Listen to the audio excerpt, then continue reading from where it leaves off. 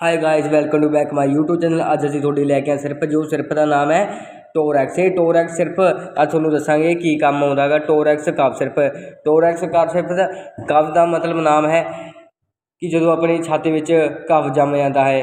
कफ सिर्फ लिखा हुआ है, देख ही सकते हो तुसीं इहदे देखो कफ सिर्फ लिखा हुआ है। जब अपनी छाती में कफ जम जाता है जां आपां नूं बुखार हुंदा तो लंबे तो लंबे टाइम की खांसी नूं सैट कर दिंदा, अलविदा खांसी कर दिंदा। तुसीं देख सकते हो इहदे लिखा भी है अलविदा खांसी। ये सिर्फ 100 ml दा गा, तां तुहानूं आपदे एरिए में 100 का मिल सकदा। 120 प्रिंट आ वैसे इहदे ते, तां तुसीं देख ही सकते हो बहुत वधिया सिर्फ है।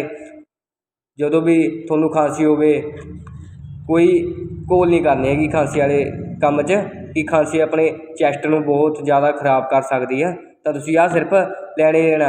ये थोनों यूज़ बारे दसदा हूँ। तुसीं एक दिन के विच इनू 3 टाइम यूज़ कर सकते हो, जिवें सवेरे दोपहरे शाम, 3 टाइम तुसीं यूज़ कर सकते हो। हाँ सिर्फ ये तुहाडे लई बहुत वधिया सिर्फ हैगा। तो यह जी होर अमेजिंग वीडियो वाली मेरा चैनल लाइक करो, कमेंट करो, शेयर करो, सबसक्राइब करो, कि जो मैं होर मैडिसिन वाली वीडियो बनावा तो मेरी मैडिसिन वाली वीडियो थोड़े तक जल्द तो जल्द पहुँच सके। Okay friends.